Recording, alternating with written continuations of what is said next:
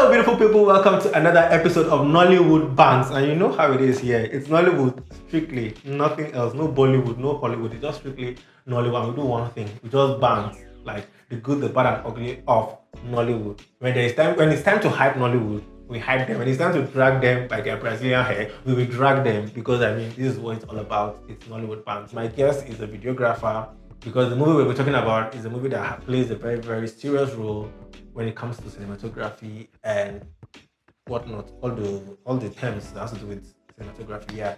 So my guest is a videographer, like I said, and he will be joining me shortly. So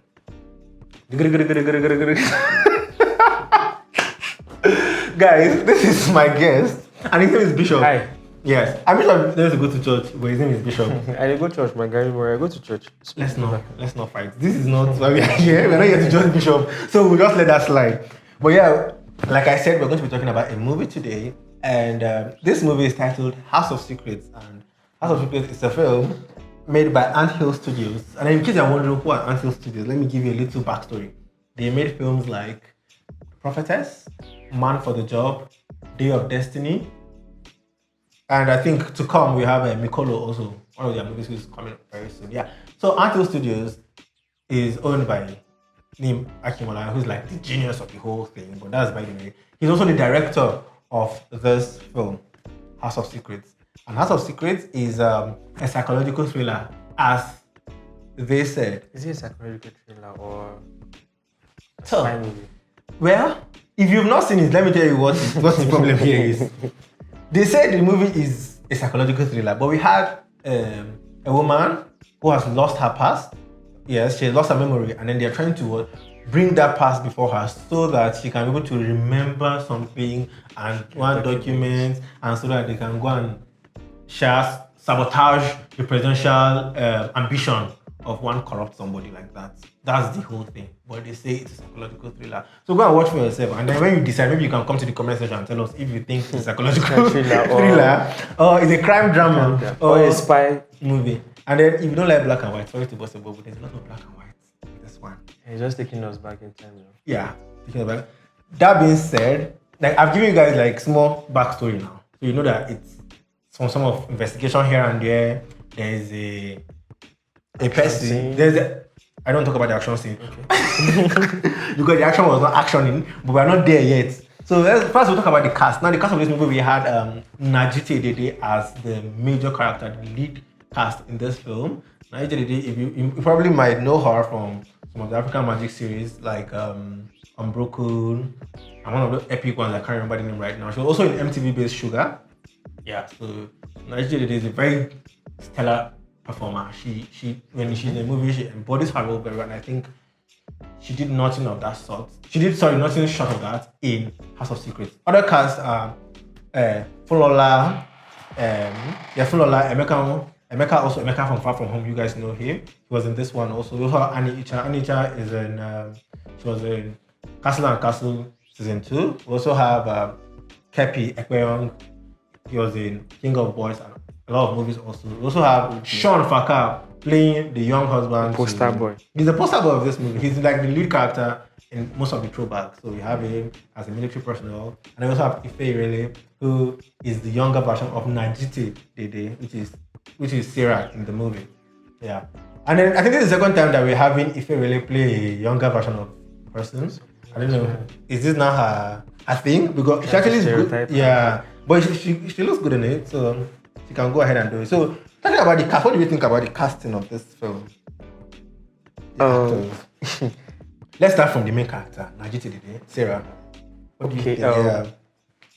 I think she actually bodied her role. Mm-hmm. Yeah, I agree. The lead cast of the movie. Yeah. I really think she bodied her role. And there's this thing about Nollywood movie.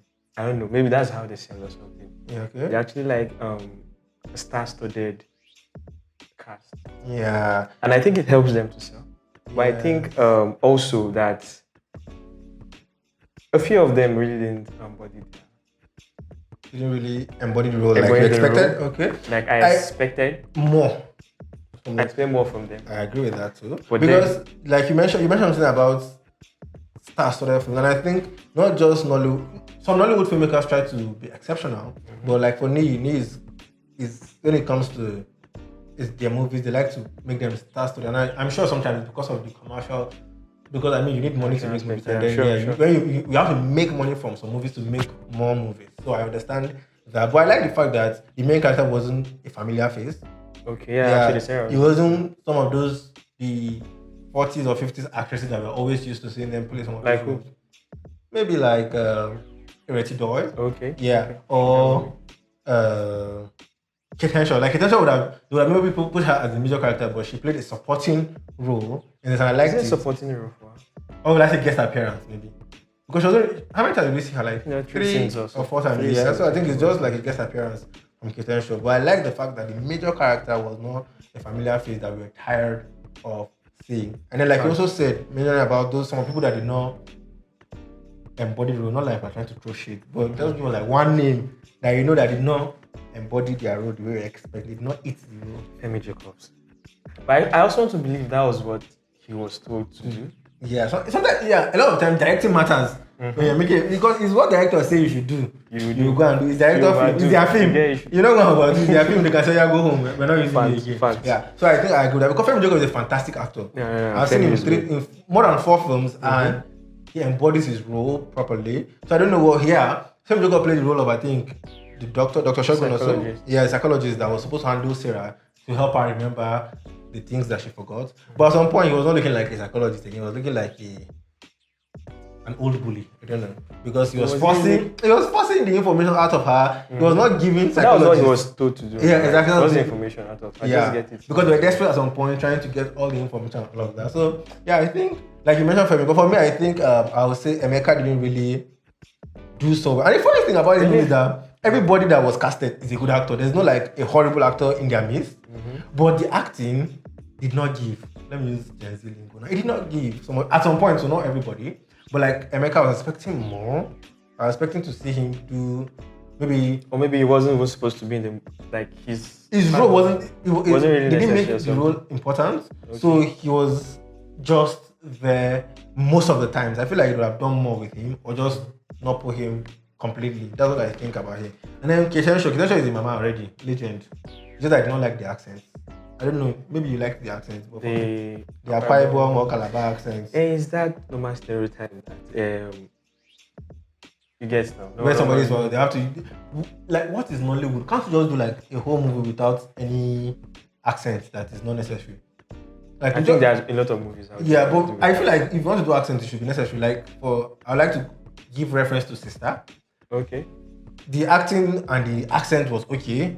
It made sense. This is a semi-literate person. So your attention, like she's working in the post office, so whether the accent is there or it's not there, it wouldn't add anything or take because it's not going to comedy film. Actually. So the accent is not going to add anything or take anything from the film. So we're talking about the cast now, the cast rather. So now, what do you think about the sex scene? Was there a sex scene? There was a sex scene and they were doing, I don't know, blue. But we're doing this particular style. Okay, I think Nollywood, we're considering the amount of flesh. Okay. Unlike amount of flesh being shown. Sure, okay, the nudity and all of that. Yeah. Unlike Hollywood, where you, even if they use doubles sometimes, you see actually everything. I'm not saying I am looking out for sex scenes in the movie, but if you want to include a sex scene in a movie, you actually have to make it very realistic. Facts. Like very, very realistic. It has to be enjoyable because it's sex, guys. If the actors can't do it, you make use of a double. Exactly. I mean, but then just make it realistic because movie is just like you're trying to show us what actually you're trying to paint a picture for us. Yeah. And then if you're painting my picture and I'm not painting it the way I actually look, it won't make sense. So I think it's that you get the sex scene right, or you get any scene right, or you don't add it at all. I agree with that. Because at some point, I'm going with old Nollywood. Old Nollywood, they don't usually do more sex. They just show people's leg moving, and then everyone understood that it was sex. And I think nobody died. They did not kill anybody. Okay. But when we do sex scenes, they're not very enjoyable. It's like it's gym work we're doing. I think that was even better. It was not cringe, but it was not enjoyable. It was just there. But we had sex scenes that are very raw, and instead of being a turn on, they're like gory and all of that. But let's not dwell on the sex scene. So we'll move away from that. So let's just talk about like the main thing. For me, when I'm watching a movie, the story does everything for me. So what do you think about the story generally, like the plot and everything of House of Secrets? The first 30 minutes or 20 minutes of House of Secrets was confusing, it was puzzling. I mentioned I had to watch it like 3 more times To get where where they're heading to. It was so chaotic. And I think generally the storytelling was okay, but the story itself, maybe I'm just the one that like maybe I don't just understand what they're trying to. I promise you, you're not alone. Okay, I really don't understand what they're trying to, the message they're trying to pass, or what they're trying to, the picture they're trying to paint. But generally, I wasn't feeling the story. Because the story was just everywhere.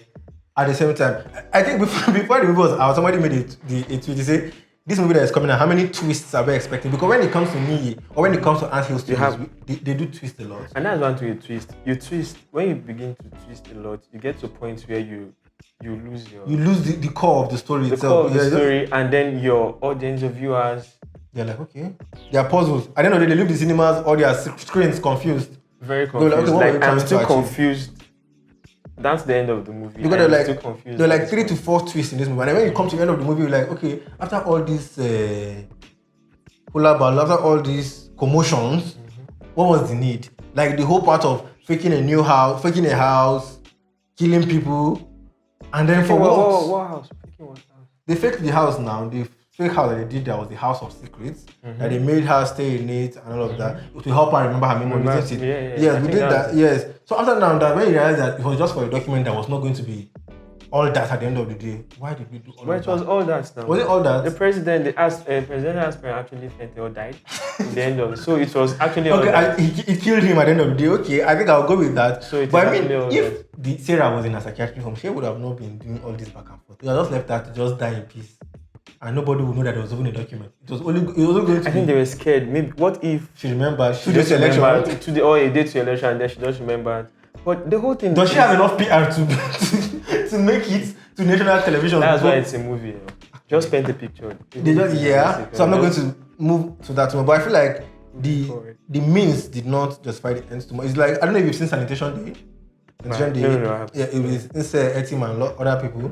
It was a movie about robbery, but they used the Sanitation Day. So it was the whole drama that they created to just do that robbery was now too much at the end of the day for just robbery of gold and all of that. So I think they have quite a similarity with Sanitation Day, but that's just that. Now you are a videographer, even though you not call it cinematographer. What I think for me, I like the cinematography of this House of Secret. Like apart from the acting of Nejite Gede, I think I liked the cinematography too. So I know you liked it too. So I do. Yeah, I want to just shed more light on what you liked about the cinematography. Okay, big shout out to Bani.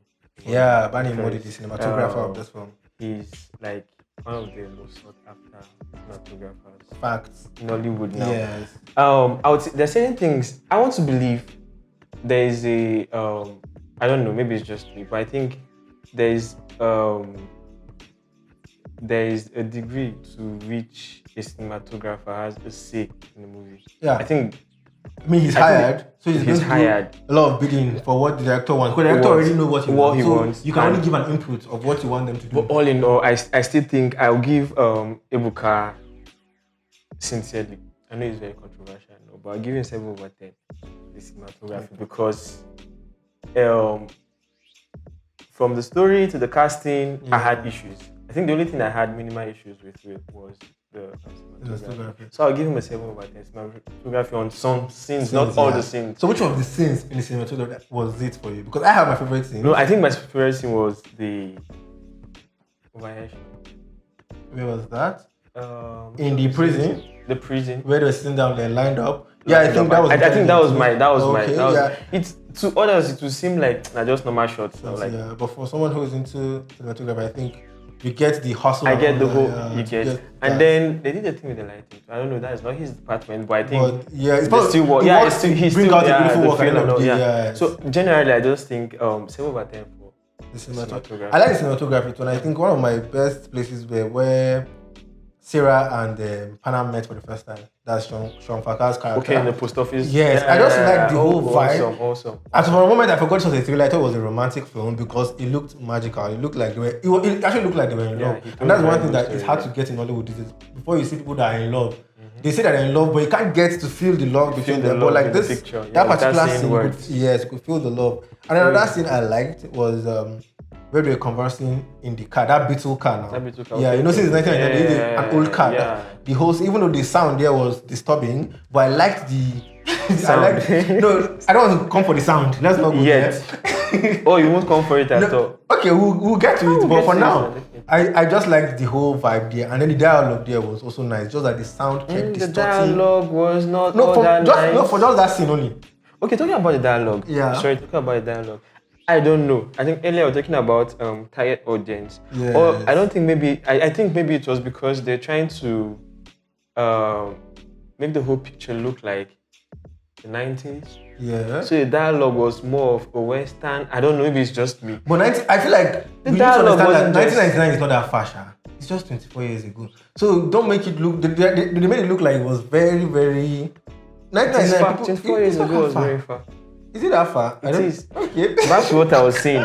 The dialogue wasn't it for me. Yeah, okay. Compared to other typical Nollywood, Nigeria kind of dialogues in a movie and all. I think, I don't know what, really got me really confused. I do not know what he was going for. With the dialogue style, The dialogue, in fact, a lot of things about the movie. I find it very interesting, but a lot of things about the movies was very confusing. Say that, thank God. It is very confusing because the dialogue style wasn't normal. I just want to believe he's trying to go for something different from the norm. Okay. But as he's I just think he's trying to experiment with things. Yeah, I think that one's about the experimental. He's ambitious, and then twist. If you are watching a new film, these three things must be present. Experiment. Yes. The ambition. He wants to do something different, and then you twist. But along the line, he's getting a lot of his audience.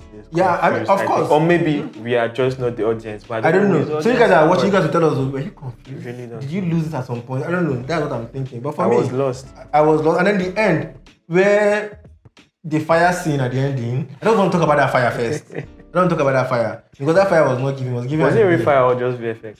It's obviously VFX because it was looking like one anime. I was expecting maybe one of those Harayuki or whatever they call them. We just come out with fire because it was giving anime, guy. It was not giving real life fire. And then it's okay to use VFX, so we're not Chris Nolan or anything. But let the VFX be VFXing. I don't know what that means, but let it just make sense. Yeah, that's what I feel about the fire. And then the end just fell flat like that. And then talking about production design.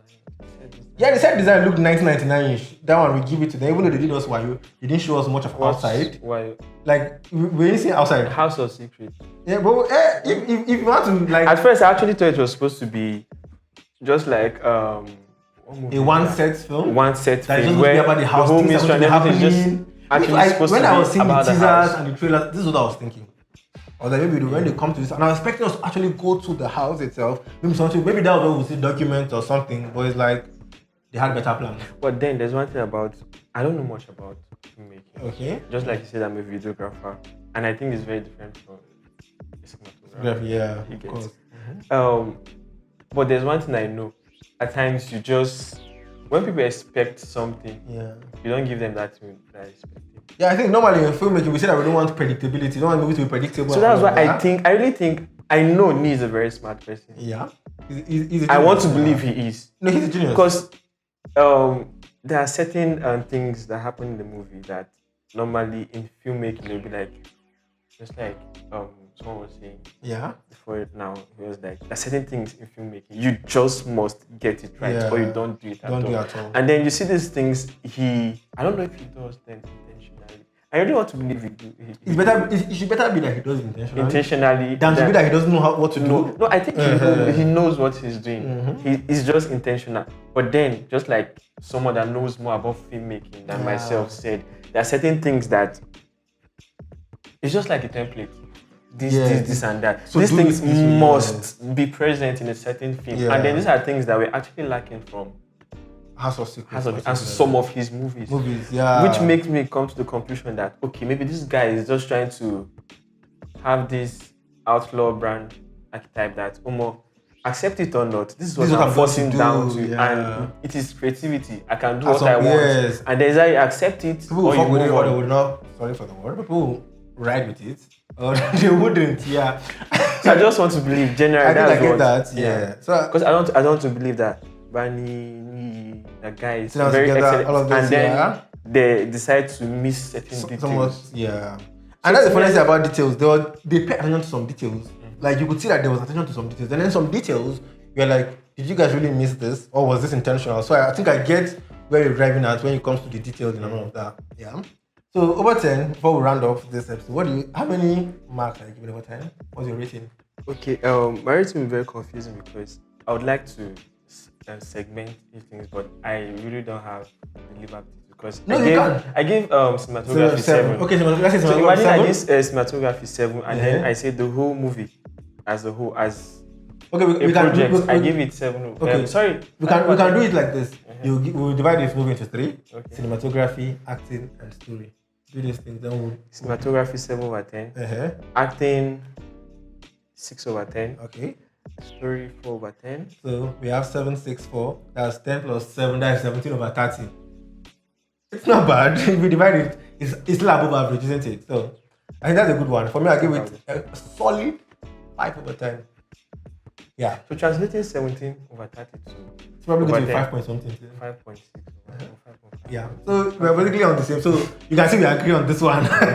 And yes, this is Bishop. I don't know if you want to share your handle, your social media handle. Maybe those want to follow. Let me Bishop on all angles. At Emi Bishop, EMFY. I'm sure, right? Yes. Bishop. Yeah. And for me, it's at Josiah_Japhet. The Twitter and Instagram. On Twitter, that's where we do all the proper bants of Nollywood. So you can follow me there, and then we can continue our Nollywood discussions. And then please subscribe to Rabitz Studios.ng rather. Thank you very much, and bye bye.